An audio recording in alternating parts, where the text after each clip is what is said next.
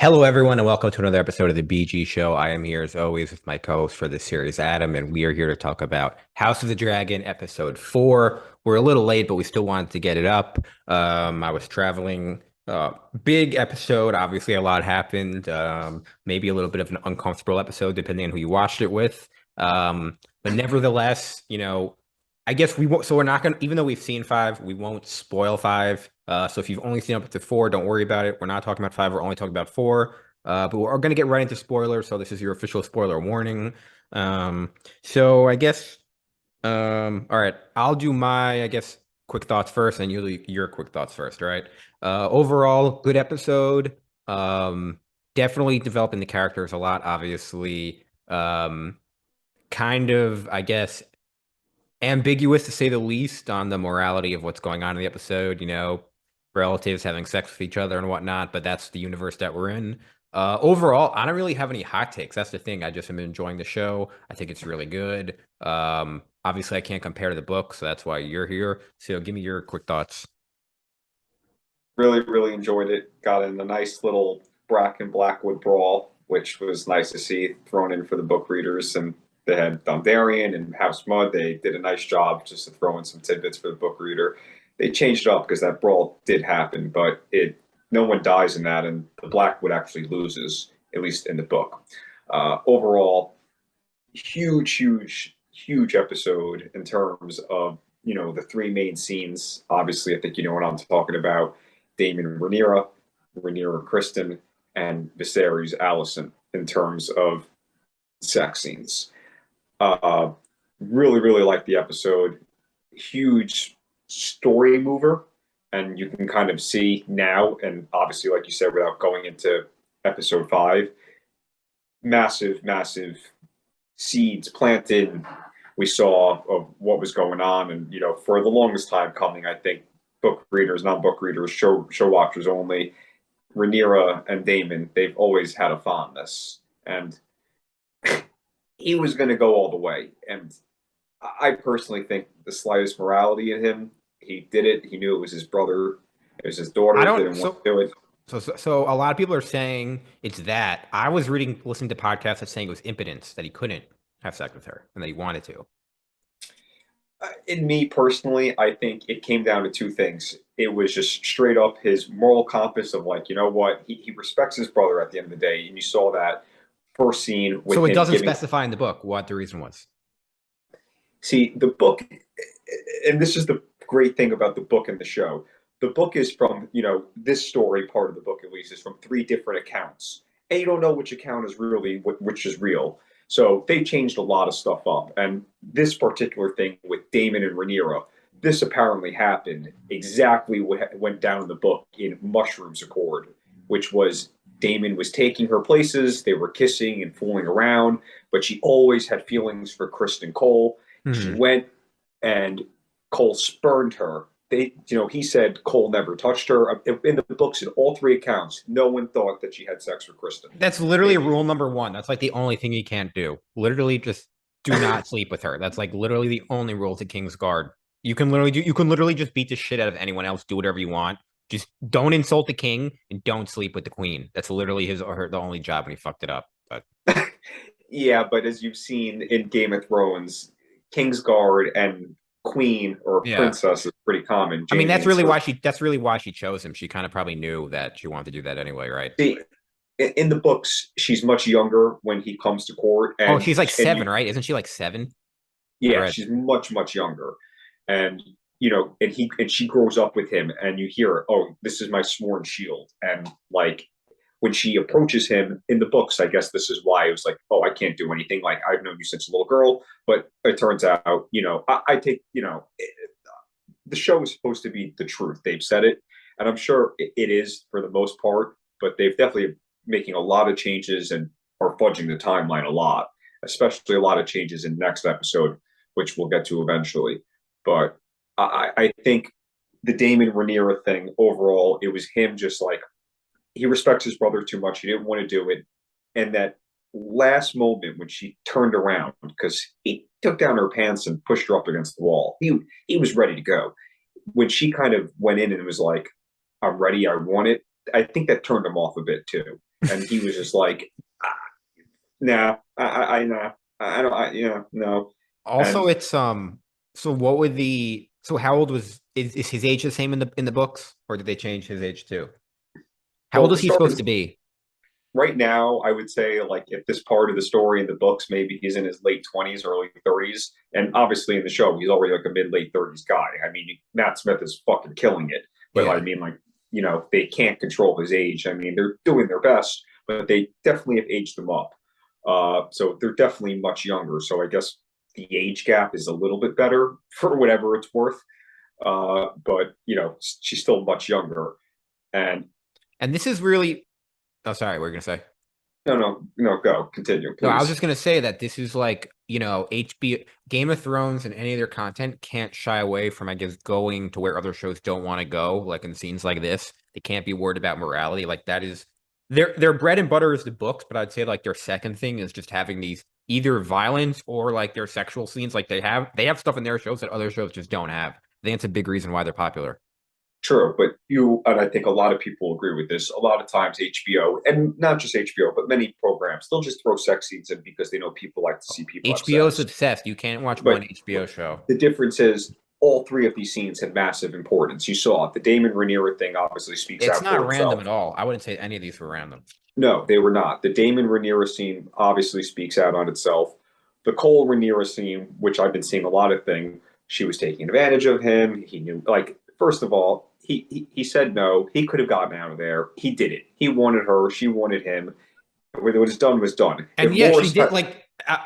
Sorry to interrupt you, but like, yeah, people are like, "Oh, this wasn't a moral scene." Like, no shit. That's the point of the show is that it wasn't moral. Like, yeah, she took advantage of him because she has mm, power. But even I'm saying like, I'm I saying don't think that, that but was a not in like power a thing. not in a bad way. I'm just, like in the context of the show, it makes sense. Like, it's not like something that should be critiqued from like, yeah, obviously in our society it would be bad, but in the Game of Thrones society, that makes total sense. You can't like compare the two. It's insane. It's insane's not the right But word. yeah, It's he had a still choice. He could have left, obviously. yeah, he could have easily gotten out of there. He Yeah. didn't want to. And you definitely saw that when he was sitting on the bed with her, both of them taking off their boots. Like, he could have easily gotten out of there. And he didn't. Do I blame him? Fuck no. I mean, we'll get onto his story the next episode, but that scene was important because clearly the princess is sleeping with the Kingsguard. And then the third most important scene, which for all the Viserys fans out there, and I think Viserys is getting a lot of fans, and rightfully so to a certain For degree. me, I know you're a big favorite fan. character. I see it online. I mean, and I like Paddy Considine. He's killing it as him. I will say he added a lot of flavor I did not expect to the character.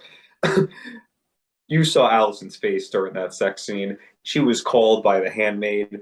The king is ready, like, and she's like, the hour is late. That It's funny must too have. because you actually thought it was going to be serious. At least I thought it was going to be serious, and it just cuts to that, and then you realize like that's the reason why he called her, and it's like And you see her face. She's disgusted. She's hating it. You see his back. He's all in disease. And this goes back to a scene earlier in the episode when Rhaenyra is talking about being held up in a castle and just, birthing children. She didn't want to do that. And Allison saw that's what her life has become. And yeah. that's why all those scenes were really, really important. Overall, other than those three scenes and the nice little Blackwood Bracken feature and finally being able to see Storm's End for people who wanted to see Storm's End, that's where they first started the episode.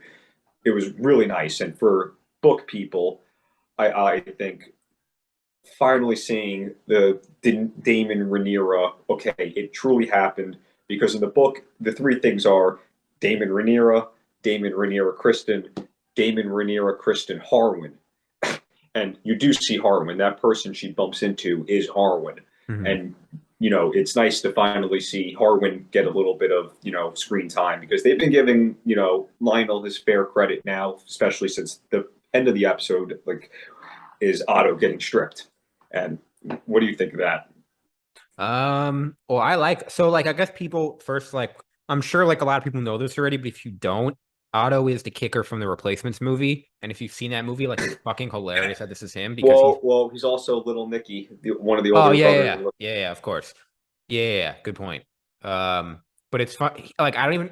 I'm sure he's been like a working actor like since then, but this is obviously like the biggest role of his career, definitely since those two roles.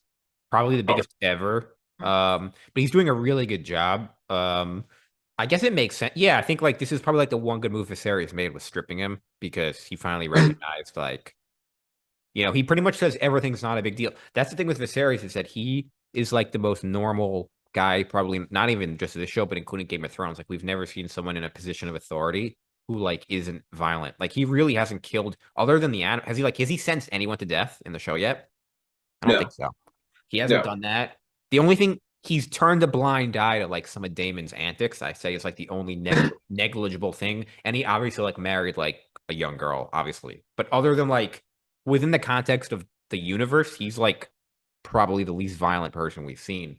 See, and this comes down to the big thing is like, and you said this, I think one of the other episodes we did is like, is he a good king? And like this, like, here's the problem, and without spoiling too much, and obviously knowing next episode and where we know about Thrones, where we know it's going to go, he is a good king, but he could have done a lot better to do a better job in the future of preventing a lot of stuff.